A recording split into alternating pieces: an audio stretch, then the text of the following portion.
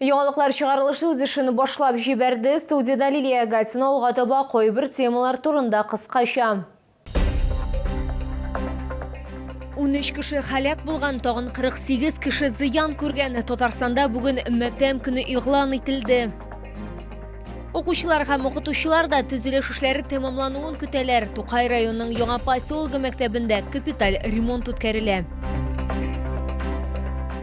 Татарстанда бүген матәм көне игълан ителде. Мондый карарны республика рәисе Рөстәм Миңнеханов Түбән Камага масса күләм пилотсыз очкычлар һөҗүменнән соң кабул итте. Республикада планлаштырылган барлык бәйрәм һәм күңел ачу чаралары гамәлдән чыгарылды. Рөстәм Миңнеханов карары буенча халак булганнарның гаиләләренә һәм зыян күрүчеләргә кирәкле матди ярдәм күрсәтеләчәк. Зыян күрүчеләргә авырлык дәрәҗәсенә карап 300 меңнән 600 мең сумга кадәр акча түләнәчәк. Халак булганнарның гаиләләренә 2 миллион сум күләмендә түләү каралган. Буласын югалткан гаиләгә муниципалитет 1 миллион сум түләячәк һәм җирләү чыгымнарын тулысынча үз өстенә алачак. В зале стекла полетели. Дальше я не знаю, мы в туалет забежали, там рамка вылетела.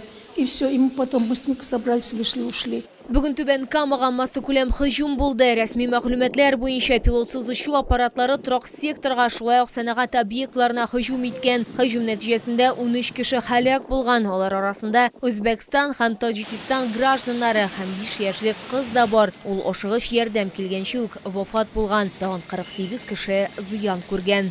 Пола и такой хлопок, все стекла вообще, весь диван, да, засыпало. Как раз вот то, что я возле стенки спала, меня вот это спасло, наверное. Все выбило. Что оконные рамы, что зальные, что кухонные, все повыбивало. Түбән Кама үзәк район күп профиле хастаханәсендә медицина ярдәме күрсәтү буенча оператив штаб булдырылган. Моннан тыш республика клиник хастаханәсе һәм ашыгыч медицина ярдәме хастаханәсеннән мультидисциплинар бригадалар җибәрелде. Ашыгыч ярдәм хезмәтенең эшен Чаллыдан 5 бригада һәм республика катастрофалар медицинасы үзәгеннән 1 бригада көчәйтте. Есть 2 человека, состояние которых вызывает определенную тревогу. Это один пострадавший с ранением спинномозгового канала и один мужчина с поражением грудной клетки. Мы сегодня, вернее, в текущем моменте сейчас оказываем им оперативное вмешательство в условиях операционной Нижнекамской центральной районной больницы. Прогнозы хорошие, состояние их стабильно. БПЛА һөҗүме нәтиҗәсендә зыян күргән 2 пациент Йорчаллының ашыгыч медицина ярдәме хастаханәсенә озатылган. Моннан тыш 3-нче лицей базасында вакытлыча урнаштыру пункты эшли. Все педагоги выведены на работу, и мы принимаем всех жителей, никому не отказываем. В столовой горячее питание, сухие пайки. В спортивном зале все приготовлено и для детей, то есть родителей с детьми, и для взрослых жителей, то есть развернутые маты, палатки, раскладушки, то есть так, чтобы было людям удобно разместиться, пережить это трудное время. Татарстан прокуратурасы әлегә хәлгә бәйле рәвештә гражданнарның хокукларын үтәүне контрольдә тота. Хәзерге вакытта тикшерү комитеты ВСУ һөҗүмнәреннән соң теракт турында җинаять эше кузгатты. Следственным комитетом России возбуждено уголовное дело о террористическом акте в связи с атакой украинских боевиков на промышленные и гражданские объекты Республики Татарстан. Следователи и криминалисты ведут работу по установлению лиц, причастных к совершению этого террористического акта. Их действиям будет дана уголовно-правовая оценка. Шәһәрдә кайнар линия эшли, анда зыян күрүчеләр турында мәгълүмат алырга мөмкин. Телефон номерын сез үз экраннарыгызда күрәсез. Лилия Гатина, яңалыклар. Бүген Түбән Камага Рөстәм Миңнеханов килде. Татарстан Республикасы рәисе мэр Ратмир Биляев белән сәнәгать зонасында булды. Һөҗүм нәтиҗәләре белән танышты. Бу районда 9 кеше халак булган, торак объект хостел һөҗүмгә дучар була. Хәзерге вакытта урында тикшерү эшләре алып барыла. Моннан тыш Татарстан министрлар кабинеты БПЛА нәтиҗәсендә зыян күргән гражданнарга түләүләрне раслады. Акча Татарстан министрлар кабинетының резерв фондыннан бүлеп биреләчәк. Мәсәлән, Мәсәлән, беренчел ихтыяҗның өлешчә югалтқаны мөлкәте өчен 78 мең сумнан артык акча түләнәчәк. Беренчел ихтыяҗның тулысынча югалтқан мөлкәте өчен Түбән Камалылар 156 мең 750 сум алачак. Һәлак булучылар истәлегенә Түбән Камада вакытлы мемориал һәм матәм баннерлары барлыкка килде. Безнең Чоллы ТВ телерадиокомпаниясе һәлак булучыларның гаиләләренең кайгысын уртаклаша һәм зыян күрүчеләрнең тизрәк терелүен тели.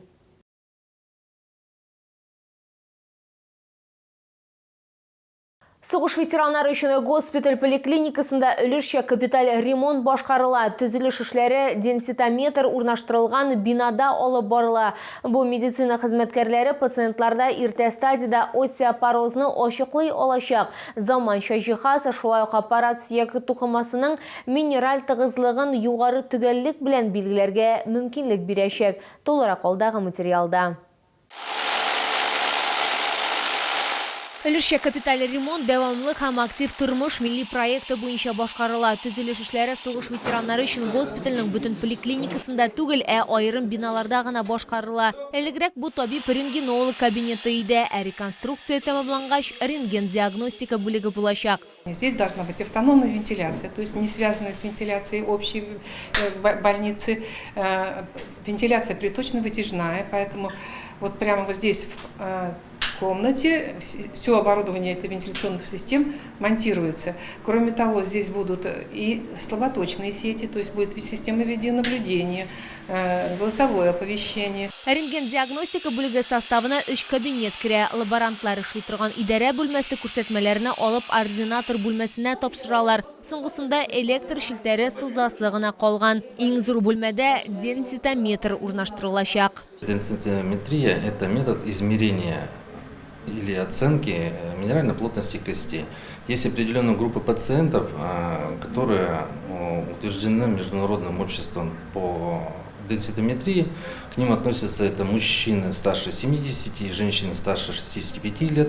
Денситометр 31 августка кадәр алып килергә тиешләр. Шуннан соң аны монтажлау башланачак. Беренче пациентларны кабул итү сентябрьдә башланыр дип планлаштырыла. Лилия Гатина, Эльмира Гайнетдинова, Фәнис Иксанов, Яңалыклар.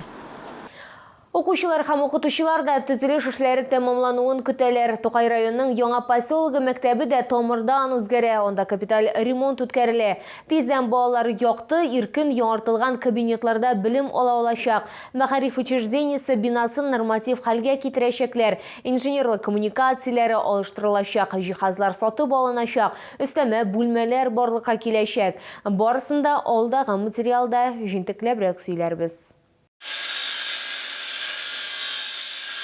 Төзүчеләр бинаның фасадын җылыталар. Бу сыйныфларда уңайлы микроклимат тудырачак. Мәгариф учреждениесенең түбәсен дә яңарталар. Моның белән бер рәттән инженерлык системаларын кайнар һәм салкын су белән тәэмин итүне, канализация, вентиляцияны алыштыру эшләре дә алып барыла. Капиталь ремонт нәтиҗәсендә кискен торган башка мәсьәлә дә хәл ителәчәк. Бу укучыларны 2 сменада укыту. Бу Яңа поселогында инде безнең 330 урынлы мәктәптә 600-га якын 2 сменада балалар укыйдыр.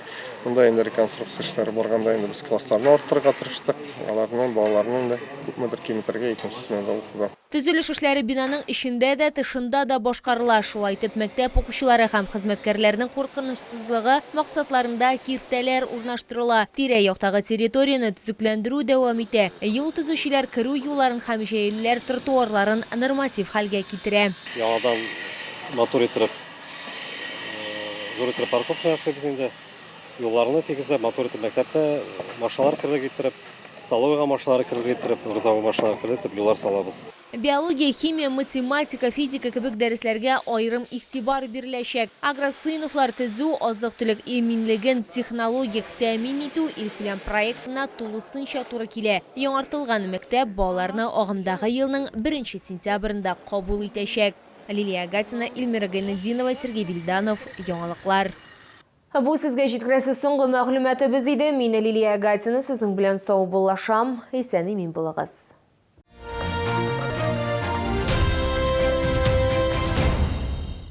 Все больше людей выбирают Тенет Вакос Челны. Комфортные семейные кроссоверы от 1 899 000 рублей. Приезжайте за эксклюзивными условиями Вакос Челны. Подробности по телефону 20 37 37.